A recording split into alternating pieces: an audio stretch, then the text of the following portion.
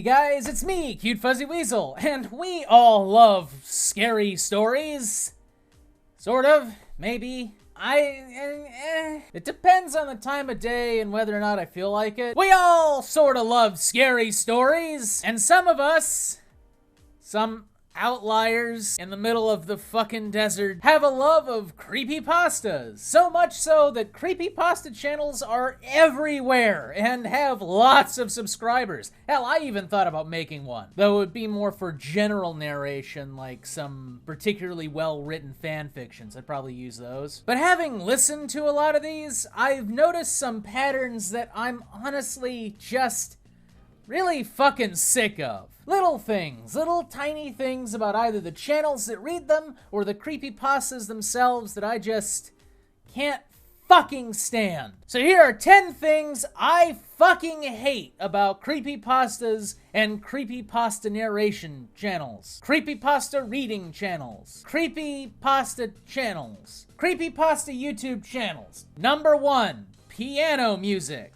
This is so ubiquitous, I don't even know where to begin. Almost every single creepypasta channel starts off with piano music, like the creepy little ding, ding, ding, ding, ding, ding, ding, ding, ding, ding, ding. You know, like that. The kind of noodling thing that anybody can do in front of a keyboard. Seriously, sit yourself down in front of a Casio and just try and make something sound creepy. It's the easiest fucking shit. And it's usually like throughout the entire video, just this background piano music, even when it doesn't call for it. I'm not saying the piano music doesn't have its place in a creepypasta video, I'm saying try and diversify. Fucking Trent Reznor made an entire career almost completely out of ambience. I'm just saying there are other options over ding, ding, ding, ding, ding, ding, ding. Hell, the sound of some industrial machine like out in the fucking distance can sometimes be better than a musical score. Number 2, creepy clowns. I'll be honest, I don't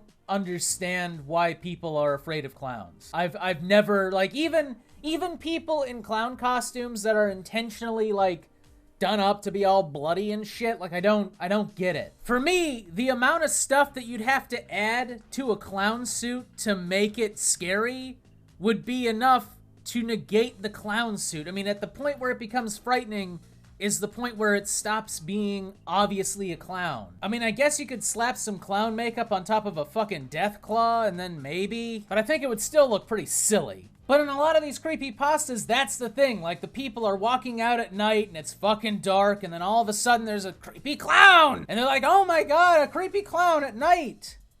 Yes, I know. I read it too. Actually, I didn't. I mean, I tried, but I don't like Stephen... Fuck. What's his fucking name? I need more coffee! Oh, by the way, these things fucking suck. Like, it tastes like cleaner. It tastes like... Ah, Jesus Christ. Why are you drinking it? I have no fucking idea. I think it's just because I bought it, and if I buy something, I have to eat it, even if I find it, like, fucking disgusting. I gotta... It's a part of not wasting money, but that shit is just awful. My point is clowns are not fucking scary. Number 3, ASMR narration and bad narration in general. Now, this might just be me, because I have misophonia, but whenever a narrator tries this, where they whisper the entire story, like this, then I saw it out in the street.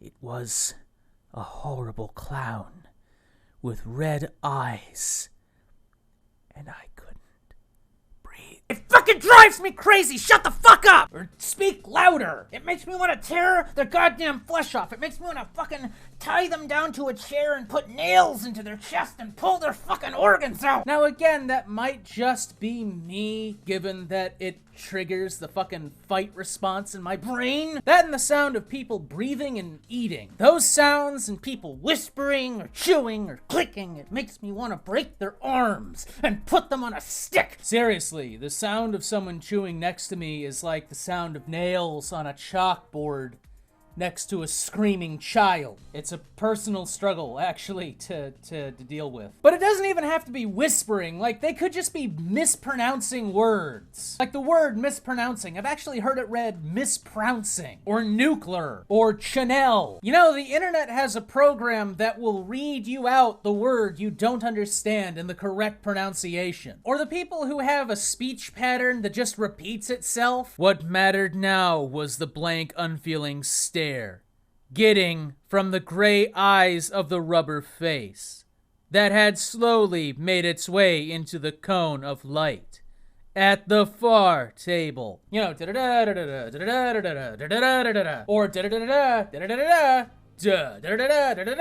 it's like that repeating fucking pattern. Again, this might just be me and my fucked up brain, but I pick up on that and I want to pull their goddamn eyes out. I just want them to fucking burn in their skull. I want to put burning coal in their skull. Number 4, Joker ripoffs. This fucking happens way too goddamn much. Where the antagonist is again some kind of creepy clown, but the creepy clown is interested in spreading chaos. Oh shit, where have we heard that before? No, you don't understand. It's chaos. The world is out of control and barely held together with scotch tape, so I will take the scotch tape away.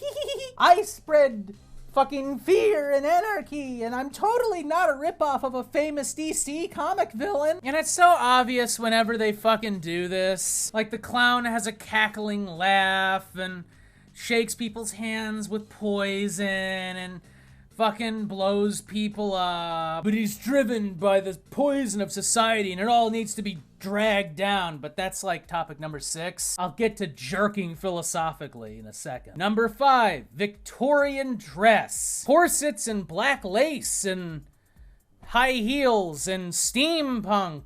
But not steampunk because it's horror punk. But not horror punk because it's gore punk. But not gore punk because it's viscera punk. But not viscera punk because it's flesh punk. But not flesh punk because it's organic punk. But like Victorian dress and makeup and hair, and it gets on my fucking nerves when the main character has, basically when the main character dresses like Raven Dementia whatever way, it pisses me off. With black pink corset stocking nets on my waist and pale makeup and pink nails and fluffery, flirtily pants. Nobody dresses like that anymore. Okay, nobody, except maybe gothic chicks in high school. Number 6, unbelievability. In my opinion, the best creepypastas are the ones that you could believe.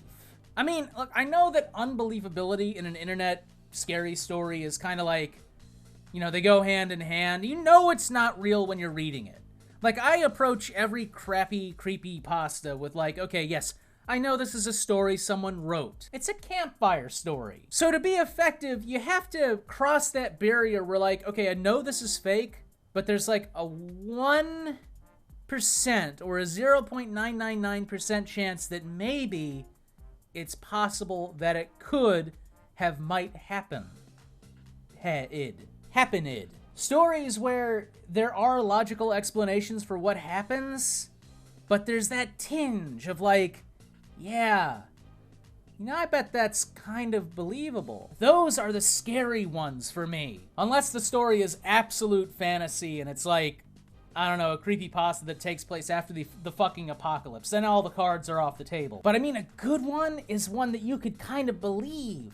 So when you tell me about your antagonist that's a creepy Victorian clockwork robot cyborg clown spider, thanks Stephen King, who cut off their eyelids and is smiling and can make people turn into stuffed animals and stalks young girls at night, but he's also super hot because you definitely want to fuck Jeff the Killer, the most annoying fictional character in existence. You know, the ones that can shrug off gunfire and can destroy the world or will destroy the world eventually. You know, the ones that are just like, you know, I know this isn't real. It just loses the effect for me. It's not scary. And the title of the genre is creepypasta. it should be at least a little creepy, not squicky. And I'm sorry, but I just don't believe in a clockwork child's toy from the Victorian era that can kill people and is possessed by a demon. Number 7, jerking philosophically. This is really bad in a lot of newer creepypastas, where the whole story takes a backseat to the author just jerking off on a page about how society is sick. Humans' reliance on technology has made them weak. The strong shall prosper in the new order, and the weak will die. And I totally just came up with this shit on my own.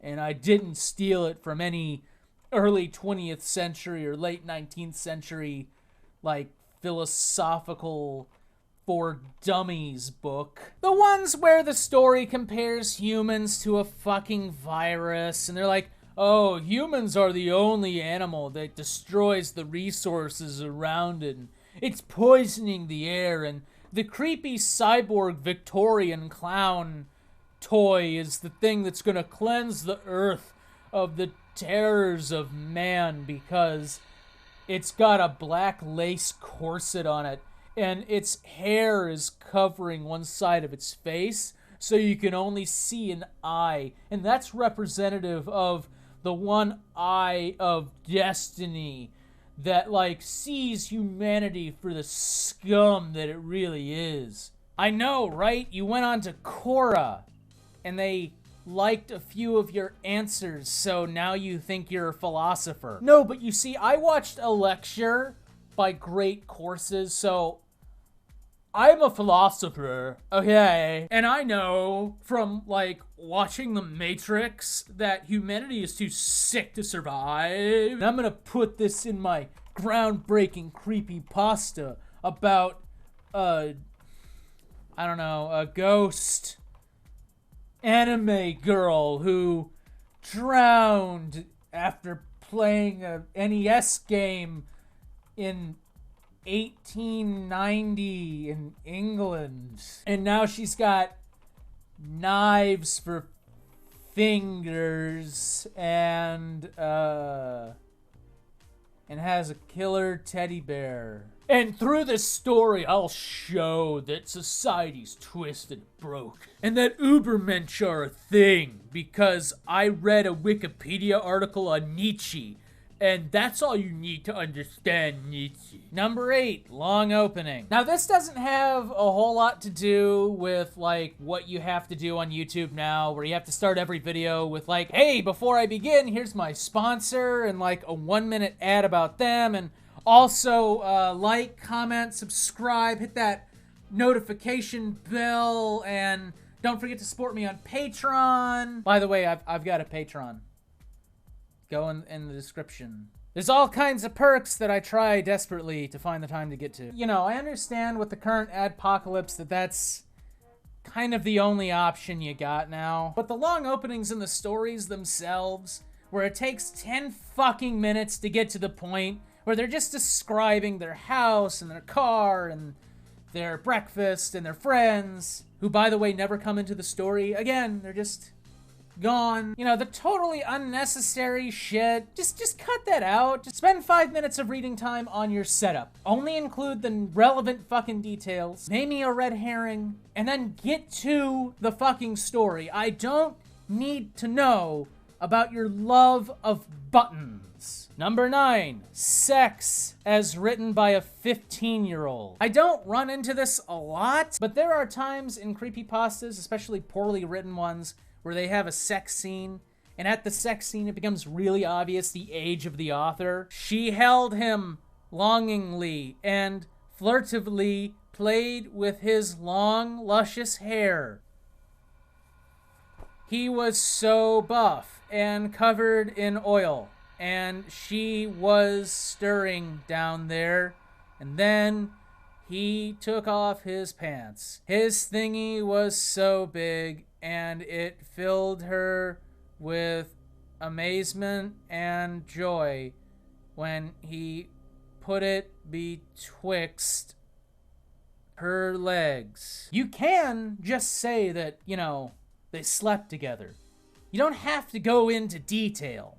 Especially if you can't write detail. And number 10, the worst fucking thing I see all the goddamn time, killing the dog. It's just a cheap fucking move, and I see it all the time, especially in, like, first-time writers and people who are just starting out, which I guess would be the same thing, where they go for the emotional gut punch and like, yeah, the fucking dog dies. And it happens so often that like, I know the dog's gonna die when you introduce the fucking dog. I love my puppy so much. I'd sure hate it if anything were to happen to him. That would definitely not be a cheap shot if he were to have been killed. And it strikes me as a way to make up for an obvious lack of emotional connection with either the protagonist or a character.